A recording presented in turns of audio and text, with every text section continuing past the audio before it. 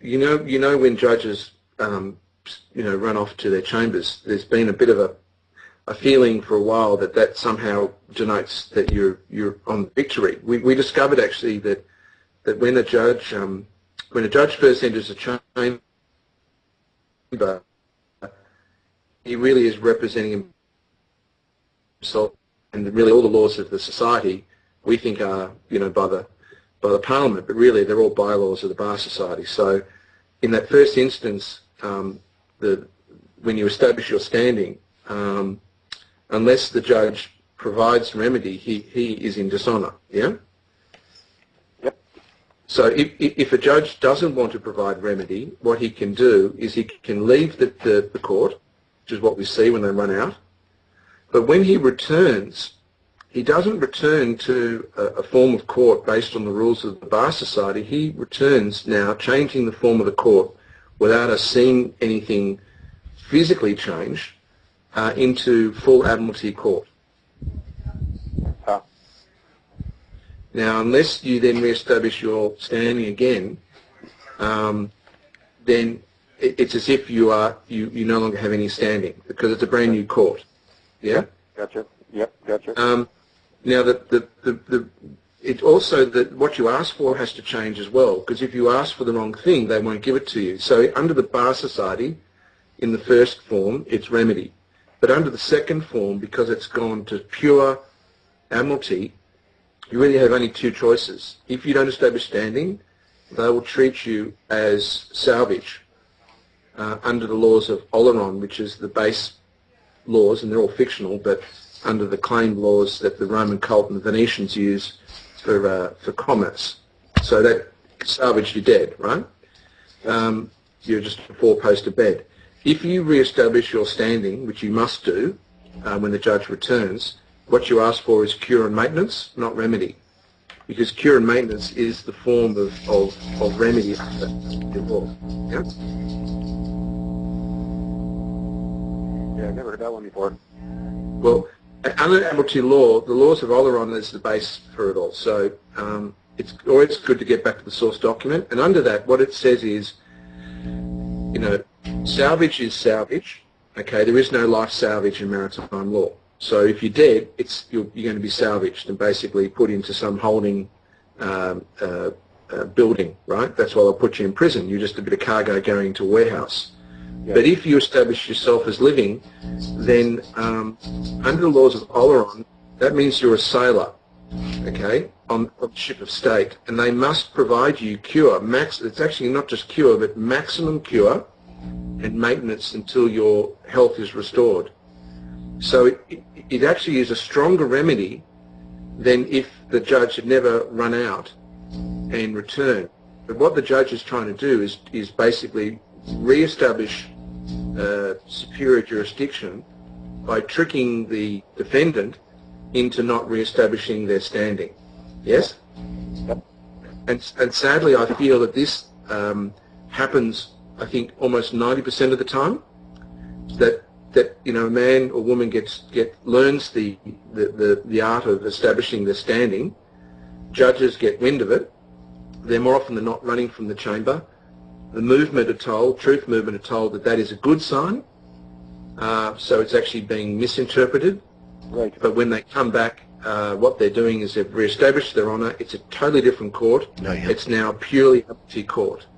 And unless you re-establish standing and ask for the correct remedy for Admiralty law, they will not give it to you. Yeah? Interesting. And they can do it once more, Vic.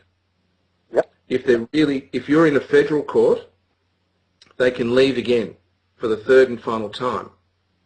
And if they leave again and they return, they come back as a high priest of the religion of BAAL, and under the protection of the ecclesiastical laws of canon law, where they are treated as an ordinary. So they're basically sitting there as a representative of the Curia. It's as if you're in front of the Pope. Yeah? Right. Now, this is rarely done because a mistake at this level is a very serious error on their part, and they could if they do an error of dishonor at this third level, they lose being a judge forever. Yeah? Is that right? But it's the last chance for them to basically get one over you. And it's only at that point that the claim of sovereignty of a living flesh being between oneself and God can be used. At no other point does it have any remedy. So really what's happened with sovereignty is, I believe sovereignty is, because of that, is a genuine remedy, but only in the very, very rarest occurrences. Right. But other than that, it's turned out to be a terrible, terrible distraction for people. Yeah, I would agree with you. And people believe that when a judge runs out of the courtroom, they think it's funny.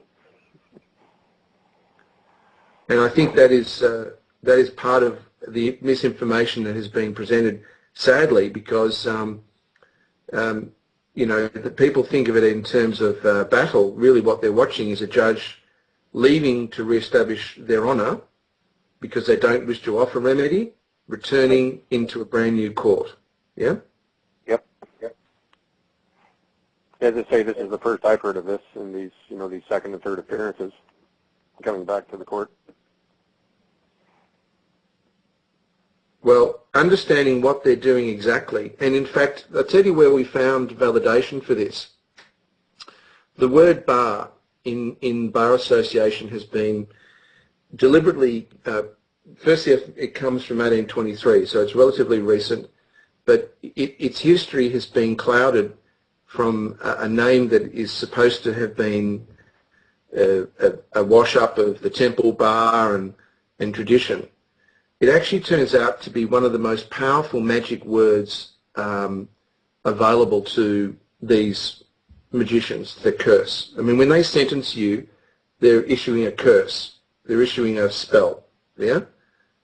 What we've failed to realize is that we're dealing with people who, for a living, perform magic. And we've forgotten that everything about them is about staying in honour with their magic. If they lose their power of magic, they can't issue orders. That's why if they're in dishonour, a judge has to step down because their orders have no magical power under their system. I know it sounds ridiculous, but that's actually the reason. And the proof is in the name of these societies. The word bar is a magic word in that what you see is one word, but really what you should be seeing is bar bar 3 times. That's what the word actually means. Bar bar, bar bar, bar bar. That's what bar is. And bar bar means father in Hebrew, and it means priest in Hebrew. That's interesting. And it particularly means a BAAL priest. A BAAL priest. That's what it means, a BAAL priest. Now, A BAAL or BAAL? well, BAAL. BAAL is 2 words. Bar, which is Lord, and then L. And the L is abbreviated. So BAAL with the apostrophe means Lord God. Yeah? Right. So bar, just on its own, means Lord. So what you have is the word bar also means son of, as you've probably seen in Hebrew, like Simon bar Jonah, Simon, son of Jonah. Yeah? But it also means practitioner of. So what you have is bar bar, practitioner of bar.